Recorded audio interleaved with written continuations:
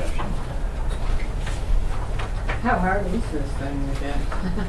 The redemption or the release? The release. I've never actually tried to get one before, but I know you can get them. I haven't really even seen a lot of them come up yet, the situations, but they have to be coming. You're dealing with the IRS. Yeah.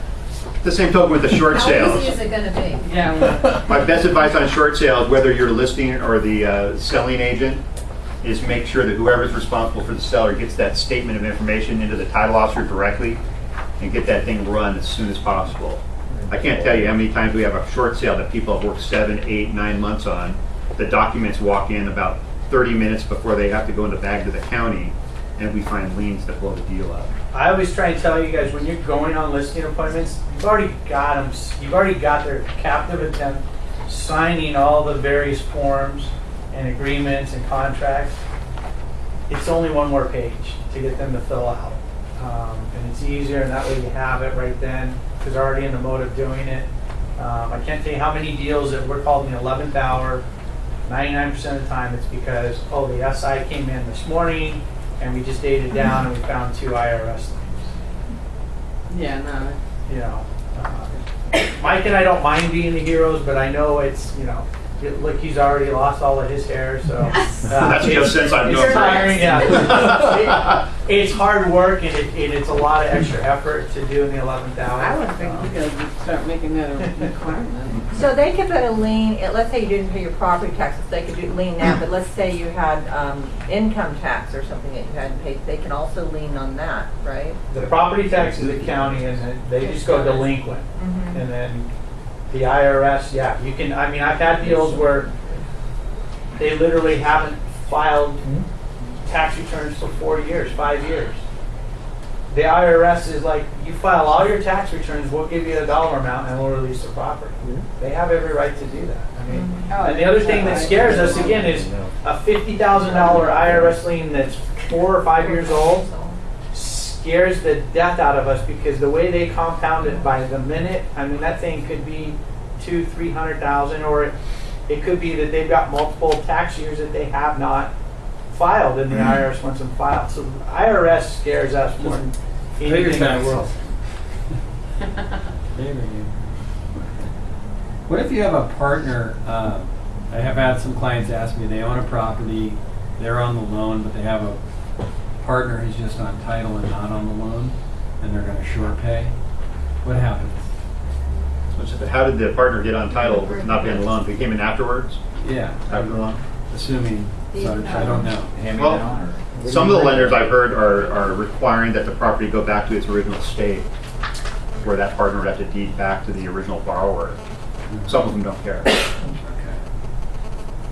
Well, there's people that the couple, the wife doesn't go on title. I mean, the wife doesn't go on the loan, the title.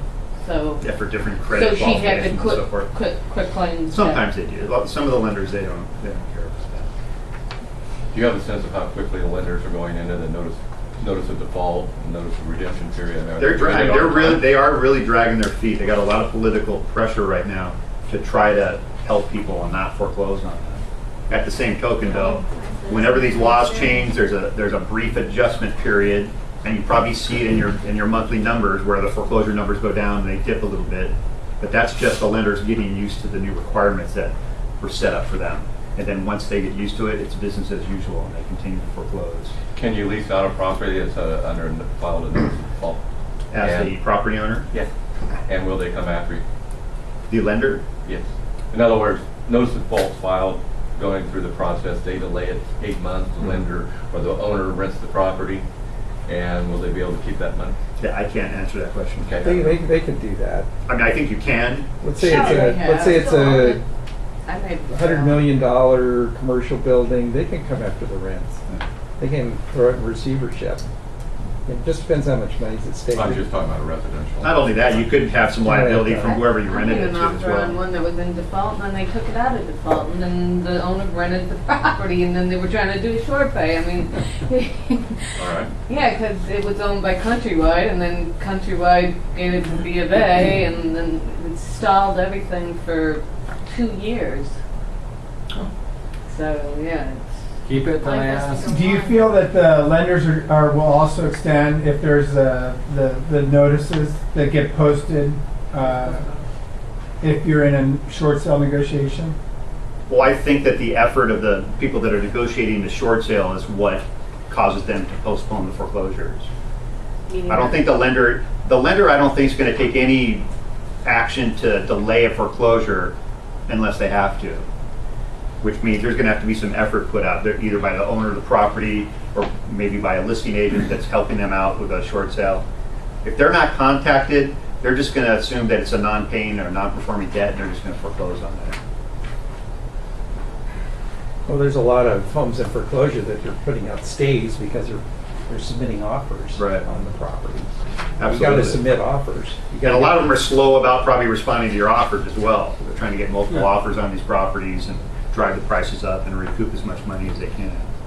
Does this law go, is there a loan limit? Like, is it for conforming, or is it strictly can be It just has to jumbo? be residence. It has to be residential property Residential. and owner occupied. Okay, so it doesn't originated matter the within loan the- amount? No. Hey, real quick on this one, this is an example of an actual bank foreclosure down in Savings, took this property back. Oh, sure. On this one, of course, we talk about MERS, and this one is, because it's Downey Savings and Loan, they hang on to their loans, so they do not have a MERS on here. Mike, do they normally, let me see if on this one, do they normally put them in the upper right hand? It's usually upper right-hand corner of the box. Right. Here we go. Here's the example on the other one that actually was taken back at auction. And it's this number right up here. It's about an 18, 19 digit number. This one you'd have to get a copy from Sunny. The Oh, one you don't have one? Yeah, the one with Downey Savings, because they, I always forget the technical term, but they hang on to their loans, they don't sell them off. They don't have Portfolio. they don't have a MERS number on here. So Downey Savings, who hangs on to it, Union Bank would be another example. They portfolio their loans, so they would not have it on here. This particular lender does, and it's that number right over there. I will get the email address or the website address from Mike, and any of you guys can just email me and I'll get that to you so you can go and punch this number in and it will tell you who's servicing the loan. The other So thing, not though- everybody puts that number on. Right, if there's one like this where it's not one on there, it means it's a portfolio lender. It means they're gonna hang on to the loan themselves. The other part where we were talking about whether there's prepayment issues, it would be checked off in the box here. And sometimes they're a second, they're a third page, you just need to look through the trust deed. And it would check off where it would say other, and it would say prepayment penalty. That's all it would say. It wouldn't say whether it's a hard prepay or a soft prepay. Well, the writer will spell out the. Right, sometimes they're recorded, sometimes they aren't, so you may have to actually contact. Maybe the writers. Sometimes they do, I've seen them where they do, and other times I've seen them where they haven't recorded it, so. On the note, they've got to spell out there's the prepay. Right, no, I know, but the problem is They don't most, record 'em. the notes aren't recorded. All right. The writers sometimes will, other times they won't. The problem is guaranteed 90% of your borrowers are going to swear they never paid for a prepayment penalty, that their loan didn't have a prepay on it. So it's one that you need to check. It would specifically say prepayment penalty. That's where you need to go to your seller and go, hey, Mr. Seller, you sign one here for a prepayment penalty. Can you see what your terms are on it? And they'd have to contact their lender to see what it is. Greg, I had a client who talked to IndyMac, and IndyMac said they would not do a loan modification if the loan was over 729. Does that sound familiar? I haven't heard that myself in particular. I mean, they're talking about their FICO score? No, The, they're just saying. the loan amount. No, Oh, the really? client wanted to do a short, a possible short pay, but, you know, they were, but instead of doing that, they said, well, I'd like to, maybe we can work out a deal with a loan modification. They owe like 900,000 or something, and they jumped through all the hoops and did all the paperwork, and then Andy Mac came back and said, no, we were not gonna do it because the loan amount's over 729. And that might just be that particular lender.